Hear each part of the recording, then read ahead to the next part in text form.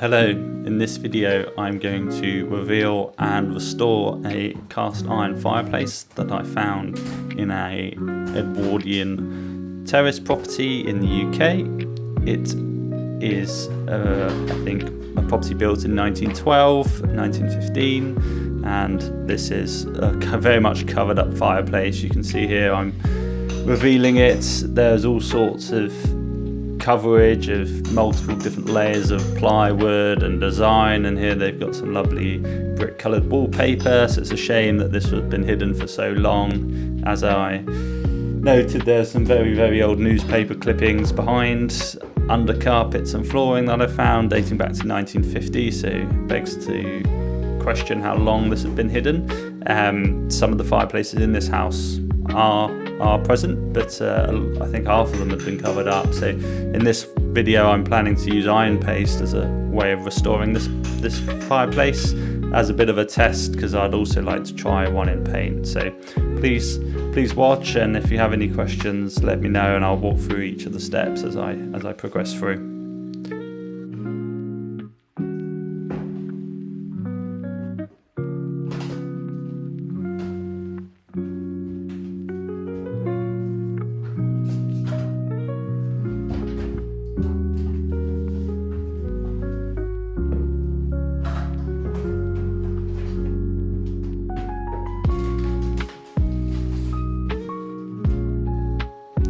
Now the fireplace has been revealed, you can see I've already put a first coat of paint stripper on the fireplace.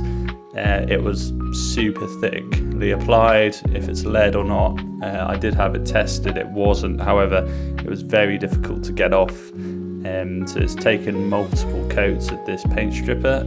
Admittedly, I was using not the most expensive paint stripper in this video, so lesson learnt there.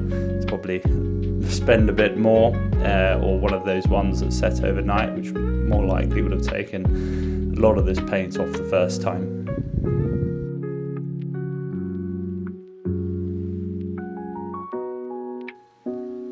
So here it's important just to keep layering it on, waiting half an hour, trying to see if it's any corners scrape off or not, and then just continually checking, setting, checking, leaving some overnight.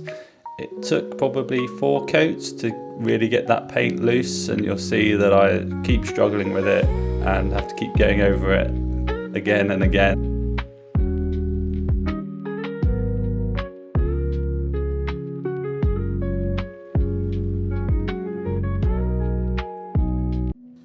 So again here, another layer of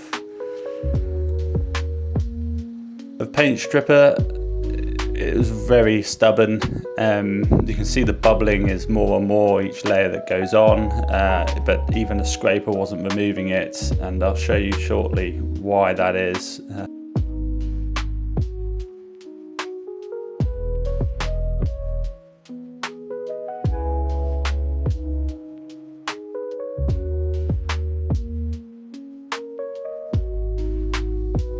So you can see on the close-up here the paint cracking away from the actual iron.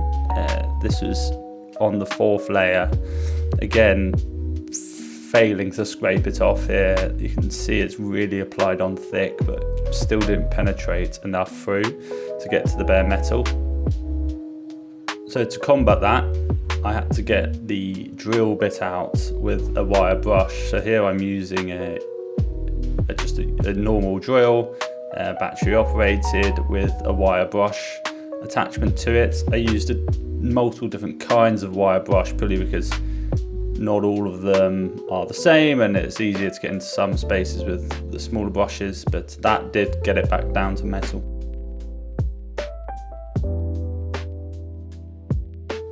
You can see here the difference between the brushed bits and the flaky paints. Still some marks, but overall good. Here I'm just using some white spirit on the tiles to kind of clean them up, get them a bit cleaner, but did need some more elbow grease after this, but here's sort of the finished product of that.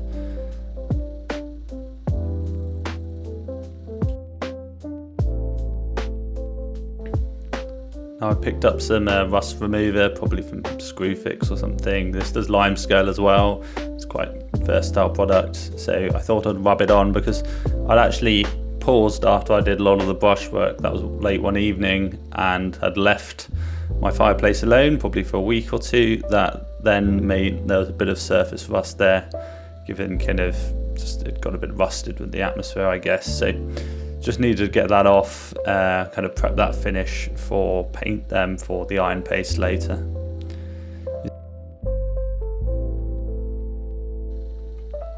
Did take a few coats of this just to get it across, make sure it got in all the gaps, make sure all the rust had come off, and you'll see in a minute what that looks like as it dried out.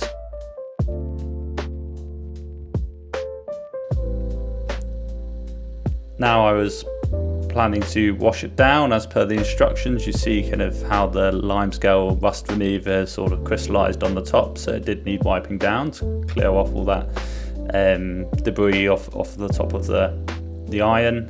So this took quite a bit of scrubbing, as you'll see. I started off with a sponge and some water, going over and over again, just trying to kind of lift that off.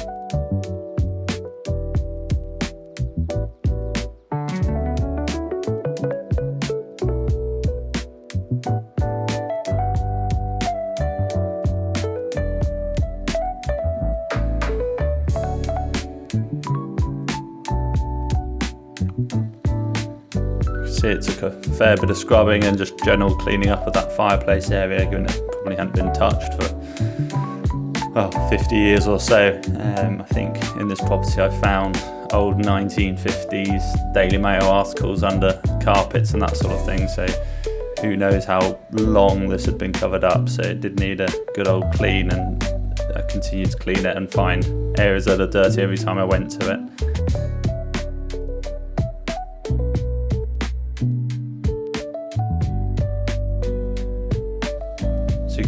See here it's beginning to dry out, which therefore I probably needed to go over it once again just to make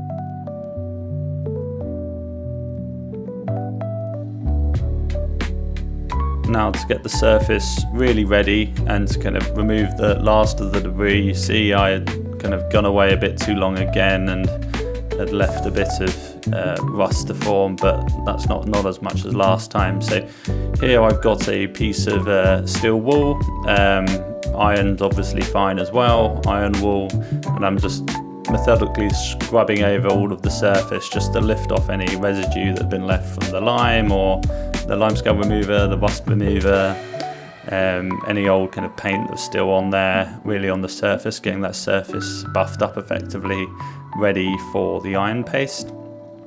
So this was quite a bit of hard work. It did take a bit of time to do, but it was definitely necessary just to get that surface ready for finishing.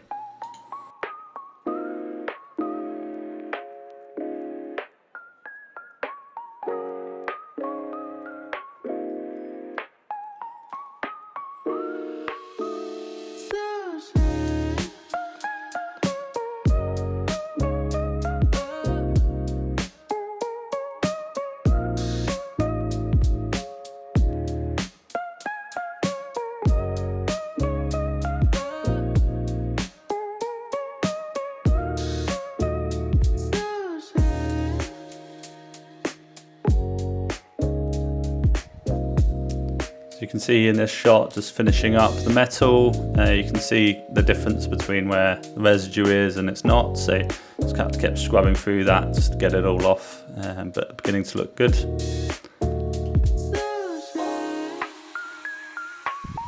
So I decided to use Liberon Iron Paste. It's quite heat resistant, not that I'm planning to have a fireplace here, but it's kind of the more traditional approach to restoring iron, cast iron appliances or features in Victorian or Edwardian properties.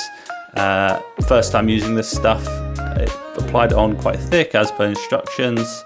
and here's the video as I go around applying. It's quite a bit like shoe polish in terms of its consistency. It's a bit wetter. It does get everywhere in terms of it's, you know, a black liquid, so do make sure to put things down in areas you don't want it. I ended up getting up on the bottom of my shoe and then pressing it into some of my flooring, so, you know, I had to use some white spirit to get out, so you can try and avoid that by prepping first before beginning your application of it.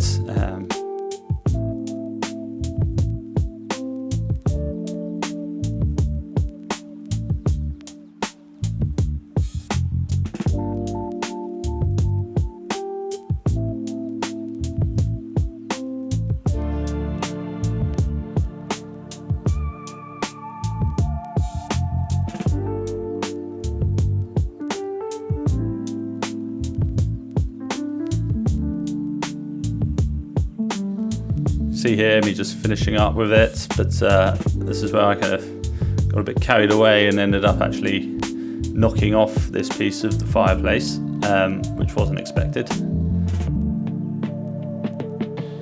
And here's kind of the finished product after the first application of the iron paste. You can see I've got a bit on the tile there, but that's easily rubbed off. Fireplace clearly has got all its colour back and kind of back to what it should have looked like originally. So lastly, I'm going to buff it down. Instructions said get a kind of a cloth and begin to work this through. As you can see from the difference in the work that's done, much like buffing a pair of shoes, a bit harder because the paste dries on quite thick. I did make a bit of a mistake here where I ended up actually leaving the paste again for a few days. Don't do that, because you'll see the marks above my right elbow there that along the top, which have sort of been left because I applied the paste and it dried on too thick, meaning I couldn't then buff it out so easy. I will probably have to go back over that with an iron brush and then reapply the iron paste at some stage. So this is the finished product for post buffing of the iron paste. As I was saying, that you can see the detail of where I'd let it dry on a bit too long, but generally it looked really good. The camera doesn't kind of show how good it looks, but I'll show some shots with a bit more trimming. Although all of this was very much a rush job, because this fireplace will come out and be put back in at a later date, just because this chimney is quite sizable for the space of the kitchen. On reflection, I think I'll next time have a go at painting the fireplace. I think the consistency in the black paint looks a bit better than this kind of iron paste use, but again, really happy with the results. And if you have any questions or comments, please do let me know, and I'll be happy to answer any questions. Yeah, and please like, comment and subscribe if you want more content like this. Take care.